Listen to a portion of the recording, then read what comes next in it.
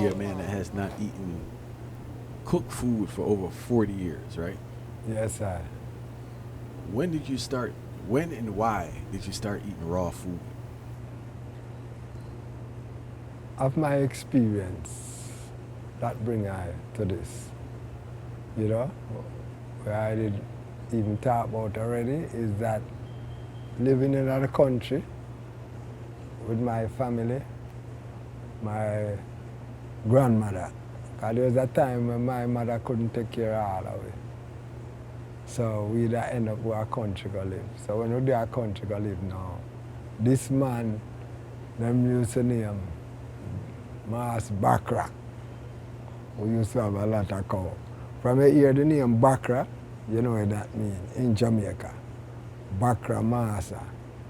It's like any man who have property with cow and fence up with ass and donkey and them things there, it's like a little slave master. So you can get the name Bakra.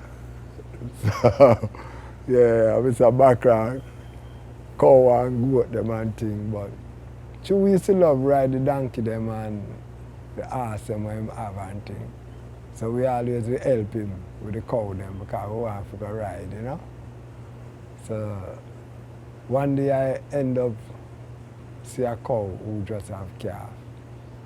And run go tell Mr. Bakra, and Mr. Bakra say, all right, you know, I hear a little cow that though.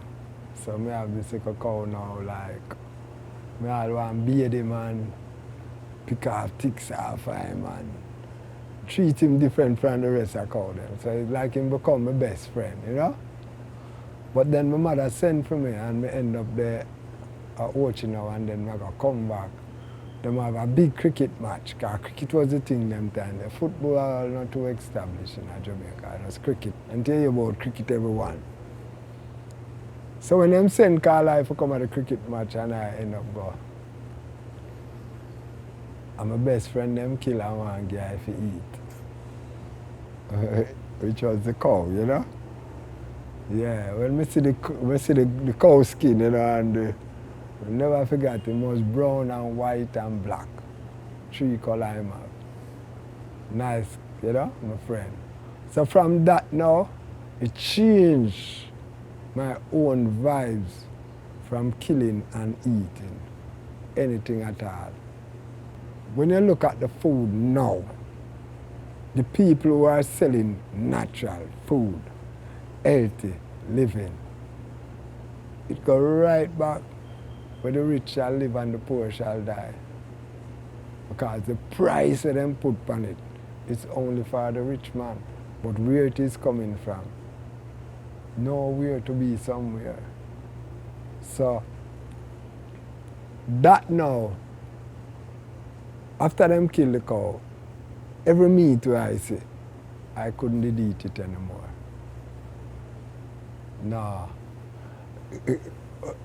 You see, my mother have a little man next door where should have sent me like go pick up goat meat Sunday morning time. And when you go over there and see how them had kill the goat them and the goat them about for their life, and as a little youth now them thing they know, then the blood and the bone and the so them thing they know I couldn't eat nothing where you have to kill again. So it never something that was taught to I by anyone. It's just a spiritual awakeness that come to I. Because I never did know no one who eat that way. When did you start making raw food recipes? Well, I've never made a raw food recipe because there's no such thing as recipe in live food. Maybe raw food. Because you who have recipe now, Kentucky, Burger King, all of these fast food places, they have recipe. Why? Because they make a special sauce and a special smell that all the people. When you pass a Kentucky shop, it have a special smell. That chicken have a special smell. Maybe if you go to your house and you cook and them get that smell there, out of your house, them would come lock you up, you know, because them own that smell. That is recipe. So within my food, as live food, I never see it as a recipe. Because tomato that grow in Senton, maybe Senton have a lot of rain at the time. So those tomatoes come with more water. St. Elizabeth might have tomato, those tomatoes come with less water. It depends on the type of the time of the year. Cane that grow in a lot of water fresh. Cane that grow in dry place, sweet. So how you going to get recipe? Recipe mean that everything have to be the exact same thing. So I've never created a live food dish that tastes like the next one. We are creator of creation, so we create new things every day, just like how the music, you see it change for different creation. It's either it change for the best or it change for the worst. So that is the changes within the food. So I couldn't even make a food until I want to. It's a recipe. I don't reach that stage in life yet. I don't know how them come up with it. But live food is just live food with different tastes. So as a youth though, when did you transition from just picking fruits to actually kind of combining stuff? Yeah, at first when I just started to eat live food, we never make salad. That wasn't a part of it. No.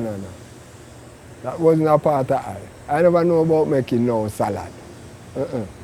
We just eat pear orange and drink pear jelly and eat dry coconut and eat soursop and years after before we start come together and say we are cut up things and we would just eat the scallion same way, we would eat the callaloo same way. That never come to yet. We're never ready for that yet. And what has been the biggest challenge over the years of maintaining a raw food living? I wouldn't say I never have a challenge yet. It's just a part of it. The biggest challenge where I say I ever have, one time I go back to try eat cook food. And it couldn't work. No. It's like the worst taste, the worst feelings. You know what I mean? Eh? So that's the biggest. That was just a test. I said, no, sir, this is not PI. Do you remember what you ate? Oh my God, we could have never forgot where I eat at the time. Run down in a ackee with some Westmoreland rice and peas. Not the rice that them ship come there, no.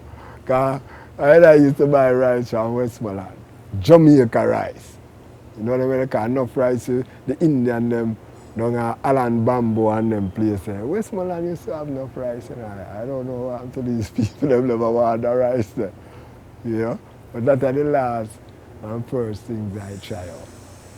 You know? And it never make I feel like it tastes good to the mouth but bitter to the belly. You know? So I know that right now within this journey and this journey I depend, I never see it as a business. I did see it as a liberty. I see it as a spiritual awareness within Rastafari. Well, let me hear you say mountain, mountain.